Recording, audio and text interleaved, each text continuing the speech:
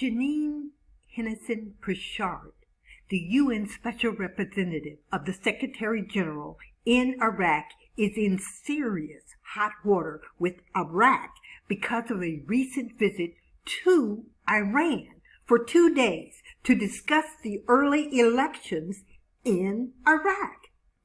Her willingness to be in Iran to discuss Iraq's politics stirs up serious questions over the UN's position when it comes to Iraq being its own country and not under the shadow or powers of Iran. This is a wonderful article that explains in detail the political relationship between Iran and Iraq. It also explains how and when the problem began. It is no secret that Iran has groups in Iraq trying to force their will onto Iraqi people and keep control over Iraq. For some reason, Iran believes themselves to be the guardian of Iraq.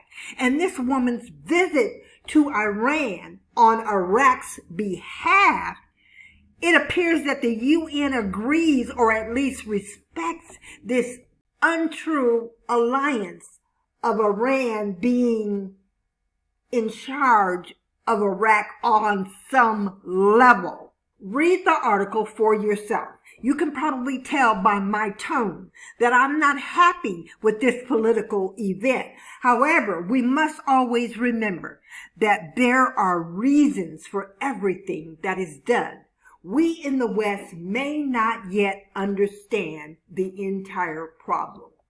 In the Arab news, we learned that Iraq has received its first COVID vaccines gift from China.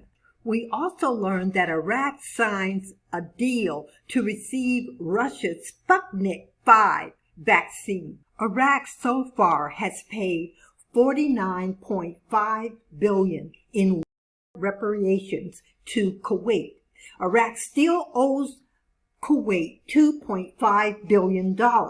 Now, in 1991, the UN obligated Baghdad to pay $52.4 billion in compensation to individuals, companies, governmental organizations, and others who incurred losses resulting from the Iraqi invasion of Kuwait.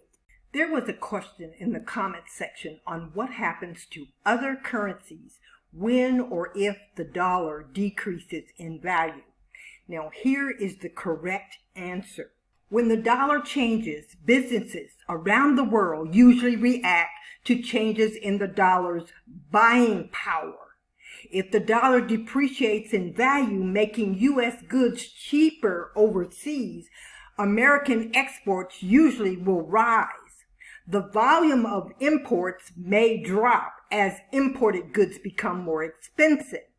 In other words, when the dollar decreases, it provides developing countries or other countries an opportunity to get a slice of the American dream in the form of imports, products, and even services and real estate. However, when the dollar decreases, countries around the world are less willing to hold dollars in reserve.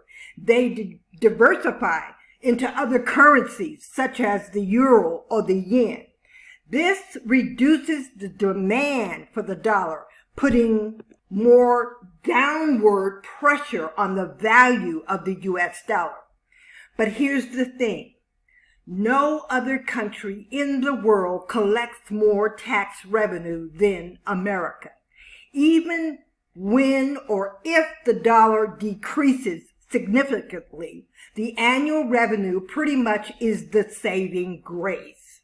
The IRS collected $3.5 trillion in 2018. Now, you might say, well, they won't be collecting that much in 2020 because of the pandemic. Here's what you need to know. Educated people are moving online to make money and to spend money.